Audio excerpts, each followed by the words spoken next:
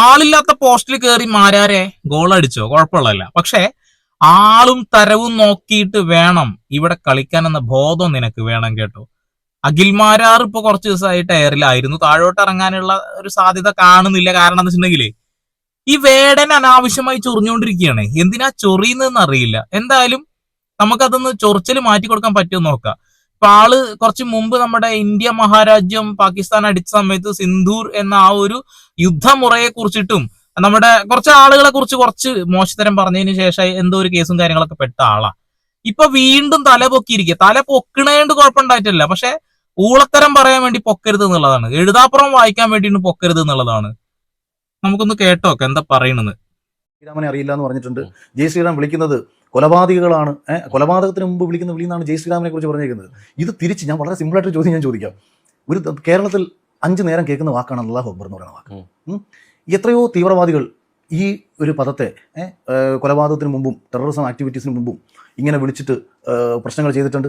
അതിൻ്റെ അർത്ഥം കേരളത്തിൽ ഓരോ ദിവസങ്ങളിലും 5 നേരം ബാങ്കിൽ ഇത് വിളി മുഴങ്ങുന്ന ഉടനെ കൊല്ലാൻ വേണ്ടിയിട്ടാണെന്ന് ഞാൻ വന്നിരുന്നു പറഞ്ഞാൽ എന്തായിരിക്കും അവസ്ഥ? മോന്തടിച്ച് തിരിക്കും. വേറെന്ത്? അത്രേ ഉള്ളൂ, വേറൊന്നും പറയുന്നില്ല. ജയ് ശ്രീറാം വിളിച്ചുകൊണ്ട് എത്ര ആളുകളെ കൊന്നു? ഞാൻ സൈഡിൽ കുറച്ച് പോസ്റ്റുകൾ ഇട്ടുതരാം. ഇനിയും തിരയാണ് നിൽക്കുകയാണെങ്കിൽ ഇഷ്ടം പോലെ കിട്ടും. ഗൂഗിളിൽ ജസ്റ്റ് ഒന്ന് ടൈപ്പ് ചെയ്ത് നോക്കിയാൽ ഇഷ്ടം പോലെ വരുന്നുള്ളതാ. ജയ് ശ്രീറാം എന്ന് വിളിച്ചുകൊണ്ട് ഒരുപാട് ആളുകൾ ദളിതരെ കൊന്നിട്ടുണ്ട്, മുസ്ലിങ്ങളെ കൊന്നിട്ടുണ്ട്, ക്രിസ്ത്യാനികളെ അടിച്ചോടിച്ചിട്ടുണ്ട്. ഇതൊന്നും ഇല്ല എന്നാണ് പറയുന്നത്. 5 നേരം നിസ്കരിക്കാൻ വേണ്ടിയാണ് ബാങ്ക് വിളിക്കുന്നതല്ലേ. ഈ ബാങ്ക് വിളിയിൽ അല്ലാഹു അക്ബർ എന്നുണ്ട്. ഈ വിളി ഏതോ രാജ്യത്ത് അല്ലെങ്കിൽ എവിടെയൊക്കെയോ ആളുകളെ കൊല്ലാൻ വേണ്ടി ഉപയോഗിക്കുന്നു എന്ന് പറഞ്ഞുകൊണ്ടാണ് ഇപ്പൊ ഇദ്ദേഹം ഈ ഒരു ഡയലോഗ് അടിക്കുന്നത്. ആരൊക്കെയോ എന്തൊക്കെയോ പറഞ്ഞു എന്ന് നേരത്തെ പറഞ്ഞു കേട്ടില്ല നിങ്ങൾ? അല്ലാഹു അക്ബർ എന്ന് വിളിച്ചുകൊണ്ട് ഈ ഇന്ത്യ മഹാരാജ്യത്ത് എത്ര പേരെ ആളുകൾ കൊന്നിട്ടുണ്ടെന്ന് ഒരു കണക്കും കൂടി ഇട്ടിട്ട് വേണം സംസാരിക്കാൻ. ജയ് ശ്രീറാം വിളിച്ചുകൊണ്ട് ഇഷ്ടം പോലെ ആളുകൾ തല്ലി തകർത്തിട്ടുണ്ട്. അത് ഇഷ്ടം പോലെ തെളിവുകൾ സോഷ്യൽ മീഡിയയിൽ കിടക്കുന്നുണ്ട്. ഈ സോഷ്യൽ മീഡിയ സജീവമായ കാലഘട്ടത്തിലാണ് നമ്മൾ ഏറ്റവും കൂടുതൽ അത്തരം കാര്യങ്ങൾ കേട്ടിട്ടുള്ളത്. ഇവിടെ കൃത്യമായിട്ട് ഫാസിസ്റ്റ് മനോഭാവം തന്നെയാണ് അഖിൽ മാരാർക്ക് എന്നുള്ള കാര്യത്തിൽ ഒരു തർക്കവും വേണ്ട. ആ വാക്കുകൾ നിങ്ങൾ കേട്ടല്ലോ. ആ വാക്കുകളിൽ കൃത്യമായിട്ടുണ്ട് ഇവന്റെ സ്വഭാവം എന്താണെന്നുള്ളത്. എന്റെ പൊന്നുമക്കൾ, ഇവനൊക്കെ ആ ഒരു ബിഗ് ബോസ് സമയത്ത് വലിയവനാണെന്ന് വിചാരിച്ചിട്ട് പിന്നാലെ കൂടിയത്. സത്യം പറയട്ടെ, എമ്മാതിരി ഊളയാണെന്ന് ഇപ്പോഴാണ് മനസ്സിലായത്. ശരിക്കും മനോഭാവം കണ്ടില്ലേ നിങ്ങൾ? 1000 പേര് പോലും എന്റെ അറിവിൽ ഈ രാജ്യത്ത് പശുവിന്റെ പേരിൽ ഒരു കൊലപാതക കേസിൽ പിടിക്കപ്പെട്ടിട്ടില്ല. ഇങ്ങനെ നമ്മുടെ അറിവിൽ ന്യൂനപക്ഷങ്ങളിൽ ന്യൂനപക്ഷങ്ങളായിട്ടുള്ള വർഗീയവാദികളായിട്ടുള്ള തലയ്ക്ക് വെളിവില്ലാത്തിട്ടുള്ള ആരോ ചെയ്ത വിളികളുടെ പേരിൽ ഹനുമാൻ ശ്രീരാമദാസനായി മാറി, ഹനുമാൻ ഭക്തിയോട് കൂടിയിട്ട് ധർമ്മത്തിന് വേണ്ടിയിട്ട് വിളിച്ച ഒരു വാക്കിനെ യാതൊരു അറിവുമില്ലാതെ വന്നിരുന്നിട്ട് പറയുന്നു രാമനെ അറിയാതെ രാവണനെ എങ്ങനെ അറിയാൻ പറ്റും? സേതുമാധവൻ ഇല്ലെങ്കിൽ കീരിക്കാടൻ ജോസിന് എന്ത് പ്രസക്തി? കീരിക്കാടൻ ജോസിന്റെയും ഇതിന്റെയും കാര്യങ്ങളൊന്നും നോക്കേണ്ട കാര്യം നമുക്കില്ല. കാരണം അത് സിനിമയാ. ഒരു ഐതിഹ്യം. രാമായണം വായിച്ച ഒരാള് രാമനെ കണ്ടില്ല, പകരം ഞാൻ ലക്ഷ്മണനെയാണ് കണ്ടത് എന്ന് പറഞ്ഞാൽ അദ്ദേഹത്തിന്റെ താല്പര്യമാണ് ആരെ കാണണം എന്നുള്ളത്. ഏതൊരു ഗ്രന്ഥമാണെങ്കിലും വായിച്ചു കഴിഞ്ഞാൽ അദ്ദേഹത്തിന് മനസ്സിലാവുന്ന ഒരു കാര്യം, അദ്ദേഹം നിരൂപണമായിട്ട് എഴുതുന്ന ഒരു കാര്യം അല്ലെങ്കിൽ പറയുന്ന ഒരു കാര്യം, അതങ്ങനെ പാടില്ല എന്ന് പറയാൻ അഖിലേ നിനക്ക് എന്ത് റൈറ്റ് ആണുള്ളത്? ഒരു റൈറ്റും ഇല്ല. രാവണനെ അറിയുള്ളൂ, എനിക്ക് രാമനെ അറിയില്ല എന്ന് പറഞ്ഞ ആ ഒരു വാക്കിനോട് എനിക്ക് യാതൊരു പ്രശ്നം തോന്നിയിട്ടില്ല. ഒരു ഐതിഹ്യത്തിലുള്ള ഒരു കഥാപാത്രം, ആ ഒരു കഥാപാത്രത്തില് രാവണന് 10 തലയുണ്ട്, 10 മനുഷ്യന്മാരുടെ ബുദ്ധിയാണ് എന്നൊക്കെയാണ് നമ്മൾ മനസ്സിലാക്കിയിട്ടുള്ളത്. അതേപോലെ തന്നെ ഒരു സ്ത്രീയെ തട്ടിക്കൊണ്ടുപോയിട്ട് ആ ഒരു സ്ത്രീയുടെ അനുവാദം ചോദിക്കാതെ അയാൾക്ക് യൂസ് ചെയ്യായിരുന്നു. പക്ഷെ അതൊന്നും ചെയ്തില്ലല്ലോ. ആ ഒരു സ്ത്രീയുടെ അനുവാദം കൂടാതെ ആ സ്ത്രീയെ തൊടുക പോലും ചെയ്തിട്ടില്ല. അങ്ങനെയുള്ള ഒരു സ്ത്രീയെ സംശയിച്ചതിന്റെ പേരിൽ കാട്ടിൽ ഉപേക്ഷിച്ചു പോയ ഒരാളാണ് ഈ രാമൻ എന്ന് പറയുന്ന വ്യക്തി. അതേപോലെ തന്നെ ഈ രാമൻ എന്ന് പറയുന്ന വ്യക്തി അതും ചെയ്തൊരു മനുഷ്യനാ. ഒരു ദൈവത്തിന് ഒരിക്കലും ചെയ്യാൻ കഴിയില്ല എന്നുള്ളതാ. രാജ്യത്തിന് വേണ്ടിയിട്ട് സ്വന്തം പത്നിയെ ഒഴിഞ്ഞു കൊടുത്തത് കൊണ്ടാണ് മര്യാദരാമൻ എന്ന് പറയുന്നവർ പറയുന്നത്. അതിനൊക്കെ ന്യായമായിട്ട് കാണുന്ന ആളുകളെ നമ്മൾ എന്ത് പറയാനാ? പിന്നെ ഇതൊരു ഐതിഹ്യമാണ് എന്ന ബോധം തലക്കകത്ത് വേണം. ജയ് ശ്രീറാം എന്ന് വിളിച്ചുകൊണ്ട് കുറച്ചാരൊക്കെയോ ചെയ്ത വിഷയാണെന്നാ പറയുന്നത്.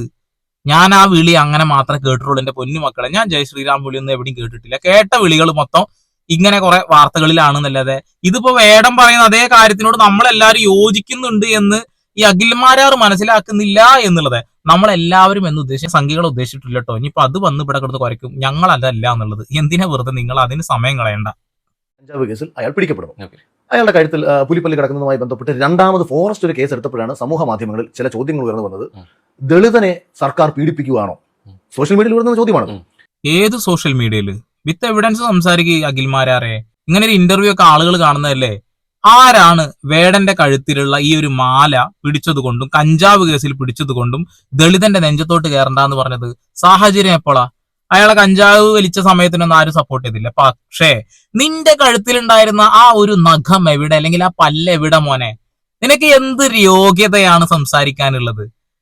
കുറെ തമ്പുരാക്കന്മാരുടെ നെഞ്ചത്ത് കിടന്നിരുന്നു, നിന്റെ നെഞ്ചത്തും കിടന്നിരുന്നു, കൃത്യമായി ആളുകൾ ചൂണ്ടിക്കാണിച്ചിട്ടുണ്ട്. ഇപ്പൊ അത് കാണാനില്ല, വെള്ളത്തിലിട്ട വളി പോലെയാണ്, കാണാനില്ല. എവിടെ? അതാണ് ചോദിച്ചത്. അയാളുടെ കഴുത്തിൽ പുലിപ്പല്ലുണ്ട് എന്ന് പറഞ്ഞ് നിങ്ങൾ അറസ്റ്റ് ചെയ്യുമ്പോൾ കാലങ്ങളായിട്ട് ഉപയോഗിക്കുന്ന ഒരുപാട് ആളുകൾ ഉണ്ടല്ലോ, അവരുടെ ഫോട്ടോ സഹിതല്ല എല്ലാരും പറഞ്ഞത്.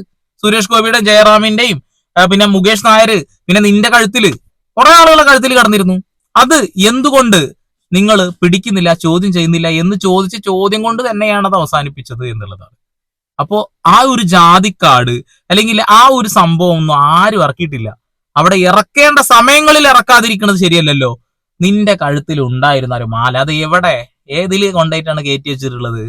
മറുപടി വേണം കേട്ടോ. ദളിതർക്കെതിരെയുള്ള ക്രൂരമായ പ്രശ്നങ്ങളാണ് ഇതെന്നും പറഞ്ഞുകൊണ്ട് വേടൻ എന്ന് പറയുന്ന കലാകാരനെ അംഗീകരിക്കാൻ കഴിയാത്ത അതാരാ സർക്കാരിനെ പറയുന്നത് കേട്ടോ. ഞാൻ പറയുന്നത് BJP കോൺഗ്രസിനെയോ അല്ല. അൾട്ടിമേറ്റ്ലി ഇവിടുത്തെ കമ്മ്യൂണിസ്റ്റ് സർക്കാരിനെതിരെ ഒരു ജനരോഷം സോഷ്യൽ മീഡിയയിൽ ഉയർന്നു വരുന്നു. അപ്പോൾ പുറത്തിറങ്ങിയ വേടൻ നോക്കിയപ്പോൾ തനിക്ക് മുൻപെങ്കും കിട്ടാത്ത വിധം, തന്റെ പരിപാടിക്ക് മുമ്പില്ലാത്ത വിധം ആൾക്കാർ വരുന്നു, മുൻപ് കിട്ടാത്ത വിധം സ്വീകാര്യത കിട്ടുന്നു. കിട്ടിയതിന്റെ കാരണം ഈ ജാതിക്കാർഡ് സോഷ്യൽ മീഡിയയിൽ അയാൾക്ക് അനുകൂലമായിട്ട് ഏതോ ഒരു വിഭാഗം ഉപയോഗിച്ചതിന്റെ അടിസ്ഥാനത്തിലാണ്. ഈ അഖിൽമാരാറിന്റെ പഴയ ഒരു ഇന്റർവ്യൂ ഉണ്ട്. ആ ഇന്റർവ്യൂവിൽ ആളോട് ചോദിക്കുന്നുണ്ട്, നിങ്ങൾ ബിഗ് ബോസിലേക്ക് പോകുമോ എന്ന് ചോദിച്ചപ്പോൾ ആൾ പറഞ്ഞതാണ്, ബിഗ് ബോസിൽ പോകുന്നതിനേക്കാൾ നല്ലത് ലുലു മാളിൽ പോയിട്ട് മുണ്ട് പൊക്കി കാണിക്കുന്നതാണ് എന്നുള്ളത്. അതേ അഖിൽമാരാർ തന്നെ ഈ ഒരു പരിപാടിയിലേക്ക് പോയി കപ്പ് അടിച്ചു വന്നപ്പോ നമ്മൾ എന്താ പറഞ്ഞേ? നമ്മളൊന്നും പറഞ്ഞില്ല. പക്ഷെ പറയേണ്ടിയിരുന്നു.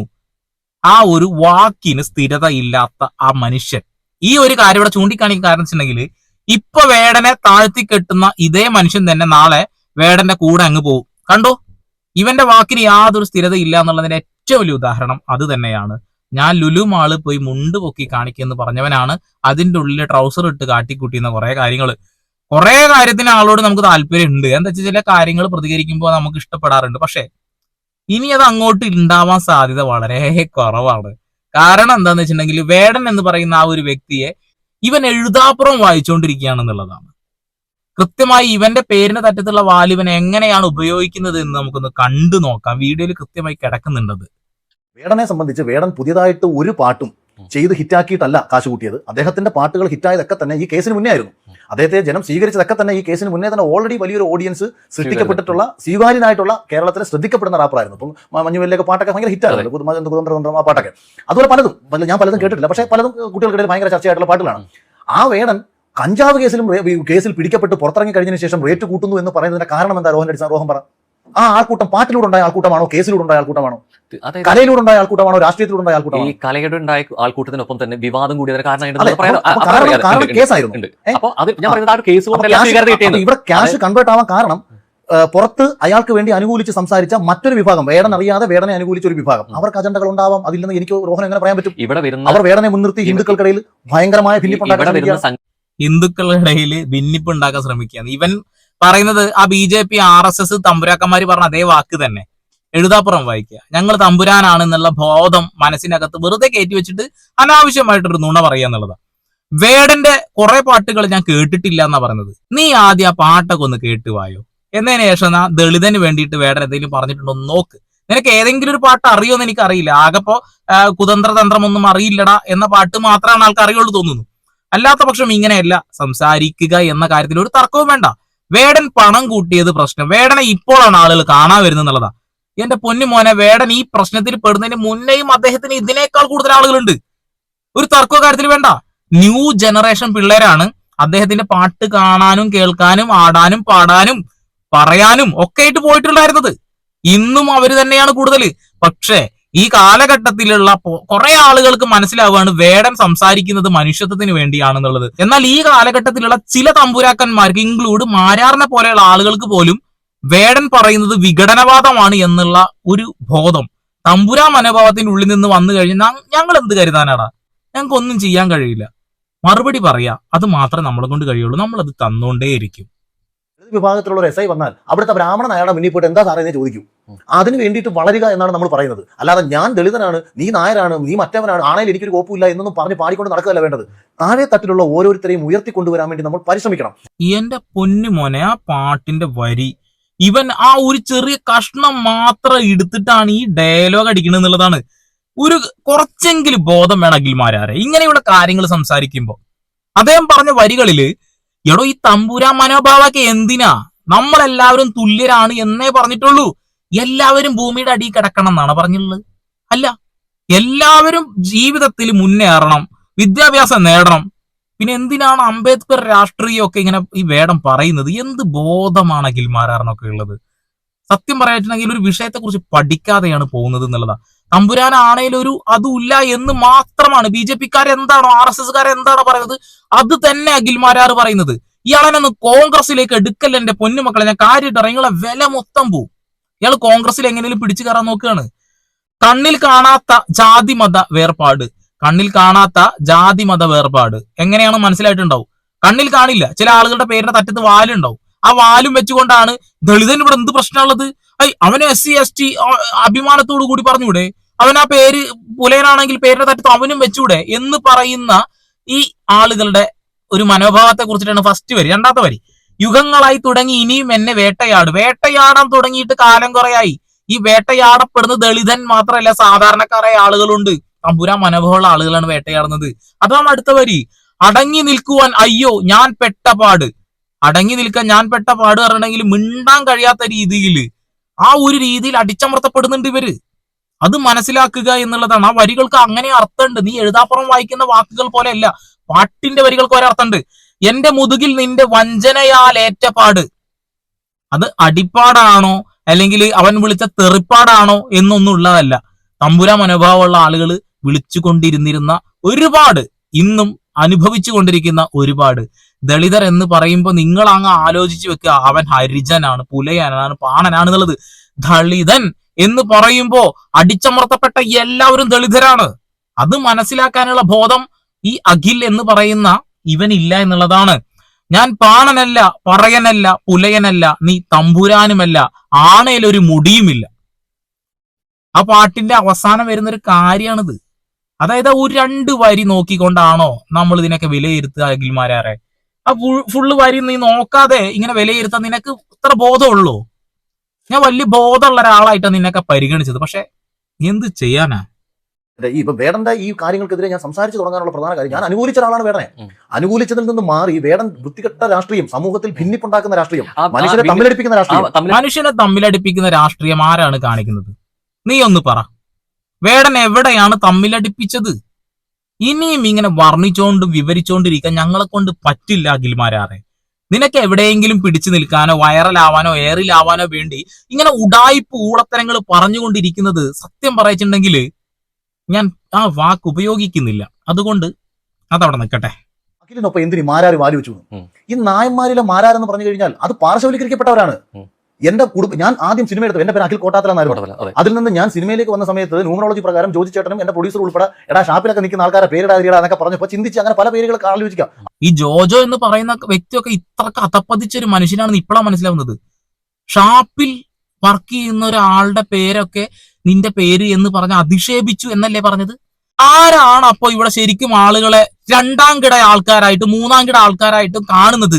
അഖിൽമാരാറെ നീയാണ്. നിനക്ക് വേടന്റെ പേര് പറയാൻ പോലും യോഗ്യതയില്ല എന്ന് ഈ ഒരൊറ്റ വാക്കിലുണ്ട്.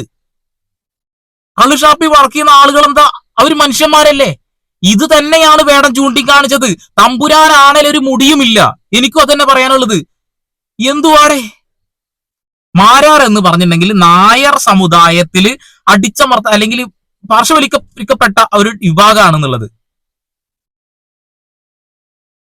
ആരാ ജാതി പറയുന്നത് അഖിൽമാരാറെ? നീയാണ് ജാതി പറയുന്നത്, വേടനല്ല. നീയാണ് ഇവിടെ തമ്മിലടിപ്പിക്കാനുള്ള ശ്രമങ്ങൾ നടത്തുന്നത്. കള്ളു ഷാപ്പിൽ ജോലി ചെയ്യുന്ന ഒരാള്, അയാളുടെ പേര് അത് ജോജോ പറഞ്ഞു എന്നൊക്കെ കേൾക്കുമ്പോ സത്യം പറയട്ടെ, ജോജോയോടുള്ള ഒരു റെസ്പെക്ട് മുഴുവൻ ഒറ്റ വാക്കിൽ പോയി. നിനക്കിനി യോഗ്യത ഇല്ലടാ. ഇനി അങ്ങോട്ട് നിനക്ക് കൊണയ്ക്കാൻ ഒരു യോഗ്യതയും ഇല്ല. ഈ വാക്കിലെല്ലാം പോയി. അപ്പൊ അച്ഛന്റെ പേര് രാജേന്ദ്രൻ ഇടണോ, അപ്പൂപ്പന്റെ പേര് അഖിൽ ഭാസ്കർ ഇടണോ, അമ്മൂമ്മയുടെ പേര് സരസ് ഇടണോ, അഖിൽ സരസ്, അങ്ങനെ 4-5 പേരുകൾ കണ്ടെത്തി ന്യൂമറോളജിയിൽ നിന്ന് അഖിൽ മാരാർ എന്ന് പറയുന്ന പേരിലേക്ക് എത്തുന്നു. അത് മമ്മൂക്കട നന്ദഗോപാൽ മാരാറിന്റെ ഒക്കെ ഒരു ഗമയം കൂടെ വെച്ചിട്ടാണ് മാരാർ പവർ വരുന്നുണ്ട്.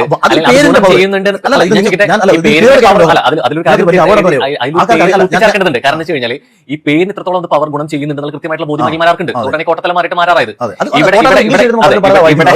ഇവിടെ സ്വയം പൊങ്ങി.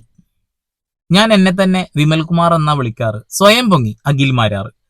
ഇനി ഇവന് യാതൊരു യോഗ്യതയില്ല. അവൻ പറഞ്ഞു കേട്ടില്ലേ, നന്ദഗോപാൽ മാരാർ എന്ന പോലെ ഒരു ഗമയുള്ള പേര്, വെയിറ്റ് ഉള്ള പേര്. അതെങ്ങനെയാടാ നിന്റെ മാരാർ എന്ന ആ ഒരു വാലിന് ഇത്രമാത്രം വെയിറ്റ് വരുന്നത്? മനസ്സിലാവുന്നില്ല. ഇനി ഞാൻ വർണ്ണിക്കണോ? എന്റെ സുഹൃത്തുക്കളെ ഞാൻ വർണ്ണിക്കണോ? ആരുടെ മനസ്സിനകത്താണ് ഈ ദുഷിച്ച ചിന്താഗതി ഉള്ളത്? ആരുടെ മനസ്സിലാണ്? അത് അഖിൽ മാരാറിന്റെ മനസ്സിലാണ്, വേടന്റെ മനസ്സിലല്ല. വേടൻ പറയുന്നതും പ്രവർത്തിക്കുന്നതും വ്യത്യസ്തമാണ്. ഇവൻ അതിൽ നിന്നും ഇല്ലാവചനങ്ങൾ ഉണ്ടാക്കിയെടുത്തുകൊണ്ട് വൃത്തികേടുകൾ പറയാണ്. ഇവൻ വൃത്തികേടുകളാണ് പറഞ്ഞുകൊണ്ടിരിക്കുന്നത്. എന്താടാ എന്റെ വിഷയത്തിൽ മാരാർ പറഞ്ഞൊരു കാര്യമുണ്ട്. ഞാൻ അല്ലെങ്കിൽ ഏതൊരു വ്യക്തിയാണെങ്കിലും ജനിക്കുന്നത് ഏത് കുലത്തിലാണെങ്കിലും ഏതവന്റെ മകനാണെങ്കിലും എവിടെ ജനിച്ചു എന്നതിലല്ല, അവൻ പഠിച്ച അല്ലെങ്കിൽ അവൻ കാണിക്കുന്ന സ്വഭാവത്തിന്റെയും ഗുണത്തിന്റെയും ആണ് സൃഷ്ടിക്കുന്നത് ഏതാണ് കുലം എന്നത്. അല്ലെ, അത്തരത്തിൽ ചിന്തിക്കുന്ന ഒരാൾക്ക് സ്വാഭാവികമായിട്ട് അതാണ് അവന്റെ കുലം, അവന്റെ ജാതിയെങ്കിലും. അഖിൽ മാരാറിന്റെ ജാതി ഏതപ്പോ? അൾട്ടിമേറ്റ്ലി നമ്മളെല്ലാവരും മനുഷ്യജാതിയാണ്. പക്ഷേ സമൂഹത്തിൽ സർക്കാർ സൃഷ്ടിച്ച വേർതിരിവുകളാണ് നമ്മളെയൊക്കെ ഓരോ ജാതിയിലേക്ക് കൊണ്ട് കെട്ടിയേക്കുന്നത്. അല്ലെങ്കിൽ നമുക്ക് ഇങ്ങനെ ജാതി വരാൻ പറ്റില്ല. സ്കൂളിൽ ചെന്ന് കയറുന്ന പറഞ്ഞാൽ നമ്മൾ എഴുതി കൊടുക്കുകയാണ്, നമ്മൾ ഇന്ന സ്കൂളിൽ ചെന്നിട്ടാണ്ട് കയറി കൊടുക്കണ സമയത്ത് മക്കളെ നീ ഇപ്പൊ ചേർത്തല്ലോ, നീ എന്തിനാണ് ജാതിക്കോളം ഫില്ല് ചെയ്ത് കൊടുത്തത്? നീ കൊടുത്തിട്ടുണ്ടെങ്കിൽ കൊടുക്കേണ്ട ആവശ്യമില്ല. കൊടുക്കാതിരിക്കാനുള്ള ഓപ്ഷൻ നമ്മുടെ സമൂഹത്തിൽ ഉണ്ട് കേട്ടോ. ഭരണഘടനയിൽ അത് കൃത്യമായിട്ട് എഴുതപ്പെട്ടിട്ടുണ്ട്. കുട്ടിക്ക് ഇഷ്ടമുള്ള ജാതി തെരഞ്ഞെടുക്കുക എന്നുള്ളത്. എന്നാൽ ഇഷ്ടമുള്ള ജാതി പറഞ്ഞിട്ടുണ്ടെങ്കിൽ അച്ഛന്റെയോ അമ്മയുടെയോ ജാതി തിരഞ്ഞെടുക്കുക എന്നുള്ളതാണ്. ഇനിയിപ്പോ ഏതെങ്കിലും ഒരു മുസ്ലിം മതത്തിലുള്ള ഒരാളോ അല്ലെങ്കിൽ ക്രൈസ്തവ മതത്തിലുള്ള ആളോ ഹിന്ദു മതത്തിലേക്ക് വന്നിട്ടുണ്ടെങ്കിൽ നിങ്ങൾ ഷെഡ്യൂൾഡ് കാസ്റ്റിലാണ് പെടുക. അല്ലാതെ നിങ്ങൾക്ക് നായരാവണം നമ്പൂരിയാവണം എന്ന് വിചാരിച്ച് നടക്കൂല. ഇപ്പൊ ആള് പറഞ്ഞു കേട്ടില്ലേ. അപ്പോ ആരാണ് ജാതി പേരുണ്ടാക്കിയത്? ഗവൺമെന്റ് ആണ്, സർക്കാരാണ് എന്നാണ് പറയുന്നത്. നിന്റെ പേരിനോട് മാരാർ എന്ന് ചേർത്തത് നീയാണെന്നല്ലേ നീ പറഞ്ഞേ? അപ്പൊ ആരാടാ ജാതിവാലി ചേർത്തത്? സർക്കാരാണോ? നിന്റെ കാര്യത്തില് അത് നീയാണ്. അല്ലാത്ത വിഷയത്തില് സർക്കാർ ഇങ്ങനെ ഒരു കോളം വെച്ചിട്ടുണ്ട്. ആ കോളം വേണമെങ്കിൽ ഫില്ല് ചെയ്ത് കൊടുത്താൽ മതി എന്നുള്ളതാ. അതിൽ കിട്ടുന്ന ആനുകൂല്യങ്ങൾ കിട്ടുന്നവർ കിട്ടട്ടെ. അവകാശപ്പെടുന്ന ആളുകളുണ്ട്, ദളിതരായ ആളുകളുണ്ട്, SC ST ആളുകളുണ്ട്, അവകാശപ്പെട്ടവർ ഇഷ്ടം പോലെ ഉണ്ട്. അവരത് നേടിയെടുത്തോട്ടെ. ഒരു തർക്കമോ കാര്യത്തിൽ വേണ്ട. നിനക്കിനി സംസാരിക്കാൻ ഒരു യോഗ്യതയുമില്ല. ഞാൻ സ്വയം പൊങ്ങുന്ന രാജാവാണ് എന്ന് പറയുന്ന തമ്പുരാനാണ് നീ. വേടന്റെ വരിയിലെ അടിപൊളി തമ്പുരാനാണ് നീ. മാരാരെന്ന് പറഞ്ഞു കഴിഞ്ഞാൽ എന്തോ വലിയ പ്രൗഢിയുള്ള ജാതി അല്ല. ഇത് പറയാൻ മടിക്കുന്ന, അതായത് പറയാൻ പ്രൗഢിയുള്ള ജാതി അല്ല എന്ന് പറയുമ്പോഴും വെച്ചത് എന്തുകൊണ്ടായിരുന്നു? എവിടെ കൊണ്ടായിരുന്നു? ഇപ്പം ഒരുവൻ SC വിഭാഗത്തിൽ ജനിക്കുകയാണെന്ന് വെച്ചോ, ST വിഭാഗത്തിൽ ജനിക്കാന്ന് വെച്ചോ, അവൻ അഭിമാനത്തോടുകൂടി പറ എന്താ പ്രശ്നം. അതാ പറയാമെന്നത്. എന്റെ ഒറ്റ ബന്ധുക്കളും എന്താ എന്റെ ബന്ധുക്കൾ പറഞ്ഞോണ്ടെന്നറിയോ? ഞാൻ സിനിമ എടുത്ത സമയത്ത്, സിനിമ എടുത്തപ്പോൾ അഖിൽ മാരാർ എന്ന് പേര് വെച്ചു. എന്റെ എല്ലാ ബന്ധുക്കളും, അതായത് അച്ഛന്റെ ബന്ധുക്കൾ മൊത്തത്തിൽ പറഞ്ഞു അവന്റെ അമ്മ മാരാരാ, അച്ഛൻ നായരാ, അച്ഛന്റെ പേര് രാജേന്ദ്രൻ പിള്ളാണ്. ഒരൊറ്റ മാരാരന്മാരുടെയും വാലിന്റെ ഒപ്പം മാരാരില്ല. വളരെ അപൂർവങ്ങളായിട്ട് ഇപ്പൊ കർണാടൻ മാരാരാണ്, മുരളീധരൻ മാരാരാണ്. പക്ഷെ ഇവരെല്ലാം കാര്യം NSSൽ മാരാർ സമുദായം ചേർന്നതോടുകൂടി മാരാറിന് ഐഡന്റിറ്റി ഇല്ലാതായി പോയി. വാര്യന്മാർക്ക് സെപ്പറേറ്റ് സഭ ഉണ്ടായി, വാര്യർ യോഗക്ഷേമ സഭ, ബ്രാഹ്മണ യോഗക്ഷേമ സഭ. പക്ഷെ മാരാർ NSSലാണ്. അതുകൊണ്ട് തന്നെ ഈ NSSനുള്ളിൽ ഏറ്റവും പാർശ്വവൽക്കരിക്കപ്പെട്ട, കണ്ടാൽ പുച്ഛമാണ് ഇവർക്ക്. ആ മാനസികാവസ്ഥയിൽ തന്നെയാണ് ഞാൻ വളർന്നു വന്നിട്ടുള്ളതും. എന്ത് യോഗ്യതയാണ് മോനെ നിനക്കുള്ളത്? ചാണകം അത് തന്നെയാണ് നല്ലത് നമ്മൾ പറയില്ല, അത് തന്നെയാണ് നല്ലത്. സത്യമാണ് ഞാൻ പറയുന്നത്. മാരാർ എന്ന് പറഞ്ഞിട്ടുണ്ടെങ്കിൽ അതൊരു വലിയ ജാതിയൊന്നുമല്ലോ. നായമാര് ഞങ്ങളൊരു മൂലൊക്കെ ചവിട്ടി കൂട്ടിയിരിക്കുകയാണ്. ഇവൻ തന്നെയാണ് ഇപ്പൊ ജാതീയ സംഘടന കുറിച്ച് വാര്യർ സഭ വാര്യന്മാർക്ക് ഉണ്ടാക്കി എന്ന് പറയണ ഇപ്പൊ. അപ്പൊ എന്തൊക്കെയാടാ കേൾക്കണത്? നീ ആ ഒരു ജാതിയിലാണ് വളരുന്നത്, നിന്റെ ജാതി മുന്തിയതാണെന്നുള്ള ബോധം നിനക്കുണ്ട്. എന്നിട്ടാണ് ഇവൻ പറയുന്നത് ഒരു SC ST ജനിച്ച ഒരാൾക്ക് ഞങ്ങളുടെ ജാതി പറഞ്ഞാൽ എന്താ കുഴപ്പമുള്ളത്? ഒരു കുഴപ്പമില്ല. പക്ഷെ ചില നാറികള് അവരെ ശരിക്ക് ക്രൂശിക്കുന്നുണ്ട്. ആ ക്രൂശിക്കൽ എങ്ങനെയാണ്? കൃത്യമായി പറഞ്ഞിട്ടുണ്ടെങ്കിൽ നീ അതല്ലടാ എന്നൊക്കെ പറഞ്ഞുകൊണ്ട് വൃത്തികേടുകൾ പറഞ്ഞുകൊണ്ടാണ്. അതേപോലെ കുറെ നാറികളുണ്ട്, ചില മക്കളുണ്ട്, മറ്റേടത്തെ മക്കള്, അവര് പറയുന്ന കുറച്ച് കാര്യങ്ങളുണ്ട്. എല്ലാം ഓശാരത്തിൽ വാങ്ങുന്നവരാണ്. അതേപോലെ ഗവൺമെന്റ് സ്ഥാപനത്തിലൊക്കെ പഠിക്കാതെ തന്നെ ജോലി കിട്ടുന്നവരാണ്. എത്ര ആളെയാടാ നീ കണ്ടിട്ടുള്ളത്? ഇത്ര മാത്രം ജോലിയിൽ ഇരിക്കുന്ന SC ST ആളുകൾ മുഴുവൻ നിൽക്കുന്നത് OBCയിലുള്ള ആളുകളായിരിക്കും. ഞാൻ പറയുന്നില്ല, കൂടുതലായിട്ടൊന്നും പറയുന്നില്ല. കാരണം അഖിൽ മാരാറിനുള്ള മറുപടിയാണ് ഞാൻ കൊടുക്കുന്നത്. അഖിൽ മാരാർ എന്ന് പറയുന്ന ആ ഒരു വ്യക്തി, അയാൾ സ്വയം ഞാൻ മുന്തിയതാണ് എന്ന് തന്നെയാണ് ഈ കസേരയിൽ ഇരുന്നു കൊണ്ട് ഇപ്പൊ പറഞ്ഞിട്ടുള്ളത്. അദ്ദേഹത്തിന് ഇത് മാറ്റി പറയാൻ കഴിയില്ല. എന്തെങ്കിലും ഒരു കാര്യം പറയുമ്പോൾ അതിൽ മറുചോദ്യം വരുമ്പോൾ അതിനെ കൺവേർട്ട് ചെയ്ത് മറ്റുള്ള വിഷയങ്ങളിലേക്ക് കൊണ്ടുപോകാനുള്ള ഒരു കഴിവ് അഖിൽമാരാർക്കുണ്ട്. ആ ഒരു കഴിവൊന്നും ഇവിടെ ഇട്ടിട്ട് കാര്യമില്ല. നീയാണ് ഇപ്പൊ സത്യത്തിൽ ജാതി കാർഡ് ഇറക്കി കളിക്കുന്നത്, വേടനല്ല. വേടൻ എവിടെയും ജാതി കാർഡ് ഇറക്കേണ്ട കാര്യവും വന്നിട്ടില്ല. ദളിതരുടെ DNA-യിൽ പഠിക്കാനുള്ള ഇല്ല എന്ന് പറയുന്നു. ആ വിവരം കെട്ട അരുൺകുമാർ എന്ന് പറയുന്ന അയാൾ പ്രൊഫസറാന്നാണ് പറയുന്നത്. കറക്റ്റ് എന്ന് ആ ഇന്റർവ്യൂ ഒന്ന് ലോകത്ത് ആരെന്തോ പറഞ്ഞാൽ അംഗീകരിച്ചു കൊടുക്കാത്ത അരുൺകുമാർ ഇളിച്ചോണ്ട് ഇയാളത് പറയുമ്പോൾ പറയാണ് കറക്റ്റാണ്. കറക്റ്റ് എന്ന് തന്നെയാണ് പറയുന്നത്. കറക്റ്റ് ഇങ്ങനെയാണ് പറയുന്നത്. സാഹചര്യം പറഞ്ഞാൽ നമുക്ക് മനസ്സിലാക്കാൻ പറ്റും. അതായത് ഒരുവൻ ജനിച്ചത് കൊണ്ട് താഴ്ന്നവനാണെന്നാണ് അവിടെ വേണം പറയുന്നത്. ഇത് ധാരണ വാക്കാണ്. ജനിച്ചതിന്റെ ഫലമായിട്ട് DNA-യിലൂടെ ജീനിലൂടെ അവന് പഠിക്കാനുള്ള കഴിവില്ല, അവൻ കൊള്ളരുതാത്തവനാണ്, അവൻ ഇത് പഠിച്ചാൽ മനസ്സിലാക്കാത്തൊരുത്തനാണെന്നാണ് അവിടെ വേണം പറഞ്ഞിരിക്കുന്നത്. ഒരിക്കലും അല്ല. പിന്നെ അരുൺകുമാറിന് ബുദ്ധിയുണ്ടോ വിവരമുണ്ടോ എന്നൊക്കെ ഞങ്ങൾക്കറിയാം. നിനക്കൊരു തുള്ളി വിവരവുമില്ല, വിവേകമില്ല, ഒന്നുമില്ല എന്ന് കൃത്യമായിട്ട് മനസ്സിലാവുന്നുണ്ട്. നിനക്ക് നിന്റെ ജാതി അത് അത്രക്ക് വലുതാണ്, അത്ര പ്രിയപ്പെട്ടതാണെന്ന് കൃത്യമായിട്ട് വാക്കുകളിലുണ്ട്. അല്ലെങ്കിൽ അമ്മയുടെയും അച്ഛന്റെയും ജാതി ഒന്നും ഇവിടെ പറഞ്ഞിട്ട് വർണ്ണിക്കേണ്ട കാര്യമില്ല. NSS-ൽ ഞങ്ങളുടെ സ്ഥാനത്തെ കുറിച്ച് പറയേണ്ട കാര്യമില്ല. അല്ലെങ്കിൽ നമ്പ്യാമാർക്ക് ഇതാ, അല്ലെങ്കിൽ പണിക്കന്മാർക്ക് ഇതാ എന്നൊക്കെ പറഞ്ഞുകൊണ്ട് ഡയലോഗ് അടിക്കേണ്ട കാര്യങ്ങളുമില്ല. നീ ആരാണ് എന്താണ് എന്ന് നിന്റെ ഈ ഒരൊറ്റ ഇന്റർവ്യൂവിൽ കൃത്യമായിട്ട് ക്ലീൻ ഷീറ്റ് കിട്ടിയിരിക്കുക. എന്തറിയാ ക്ലീൻ ഷീറ്റ്?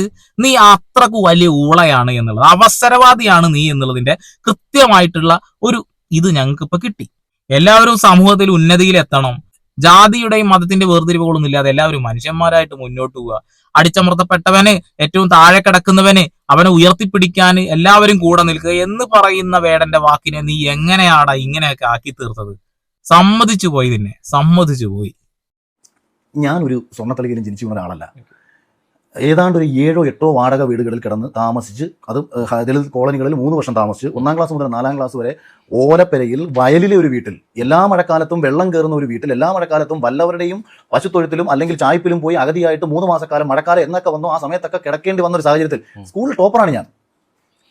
അവിടെ ഞാൻ ചിന്തിക്കുന്നറിയോ, എന്റെ അമ്മയ്ക്കും എന്റെ അച്ഛനും അഭിമാനം കിട്ടുന്നില്ല, പൈസ ഇല്ലാത്തതിന്റെ പേരിൽ സമൂഹത്തിന്റെ പുച്ഛം കണ്ടുകൊണ്ടിരിക്കുകയാണ്. അപ്പൊ ഇങ്ങനെ വരുന്ന ഒരു സാഹചര്യത്തിൽ നമുക്ക് ആകെ നമ്മുടെ മുമ്പിൽ ഒറ്റ ഓപ്ഷൻ എന്ന് പറയുന്നത് അഭിമാനം ഉണ്ടാവണമെങ്കിൽ പഠിച്ചേ പറ്റൂ. തീർച്ചയായിട്ടും അഭിമാനം ഉണ്ടാവണമെങ്കിൽ പഠിച്ചേ ഒക്കൂ. നിന്നെ കുറിച്ച് ആലോചിക്കുമ്പോൾ സത്യത്തില് ഞങ്ങൾക്കൊക്കെ അപമാനം തോന്നുന്നു എന്നുള്ളതാണ്. എഴുതാപ്പുറങ്ങൾ വായിക്കുന്ന, പേരിന്റെ തറ്റത്ത് ജാതി വന്നതിന്റെ എക്സ്പ്ലനേഷൻ പോലും നിങ്ങൾ കേട്ടല്ലോ. ഇതൊക്കെ വെച്ചുകൊണ്ട് വേടനെ പോലെയുള്ള ഒരു മനുഷ്യനെ, അടിത്തട്ടിൽ നിന്ന് ഉയർന്നു വന്ന ഒരു മനുഷ്യനെ, എല്ലാവരും ഉയർച്ചയിൽ എത്തണമെന്ന് ആഗ്രഹിക്കുന്ന ഒരു മനുഷ്യനെ, ജാതിയും വർണ്ണം വർഗം ഒന്നും വേണ്ട, നമുക്ക് മനുഷ്യരായി തുടരാം എന്ന് പറഞ്ഞ ഒരു മനുഷ്യനെ, താഴെ വീണ് കിടക്കുന്നവനെ എല്ലാവരും ഒരുമിച്ച് ഉയർത്തിപ്പിടിക്കാൻ ശ്രമിക്കണം എന്ന് പറയുന്ന ഒരു മനുഷ്യനെ, ഇങ്ങനെ എഴുതാപ്പുറങ്ങൾ വായിച്ച് അയാളുടെ ഇമേജ് തകർക്കാൻ നീ ശ്രമിക്കുന്നുണ്ട് എന്നുണ്ടെങ്കിൽ അവിടെ നീ തന്നെയാണ് തകർന്നു വീഴുക. ഒരു വലിയ ചീട്ടുകൊട്ടാരം വീണതുപോലെ നീ താഴോട്ട് വീഴും. നീ എയറിലോട്ട് കയറാനാണ് ഇത് ചെയ്യുന്നത് ഞങ്ങൾക്ക് വ്യക്തമായിട്ട് അറിയാം. പക്ഷെ ഇനി നിന്നെ ആരും ഗവനിക്കാൻ പോകുന്നില്ല എന്നുള്ള കാര്യത്തിൽ ഒരു തർക്കവും വേണ്ട. ഇനി ഞാൻ കൂടുതലായിട്ട് വർണ്ണിക്കുന്നില്ല. ഇവൻ എത്രത്തോളം അധപ്പതിച്ചവനാണ് എന്ന് ഈ ഒരൊറ്റ വീഡിയോയിലൂടെ നിങ്ങൾക്ക് മനസ്സിലായിട്ടുണ്ടോ. വീണ്ടും വരെ പുതിയ വാർത്താവിശേഷങ്ങളുമായി സന്ദീപ് പോൾ സൈനിങ് ഓഫ്.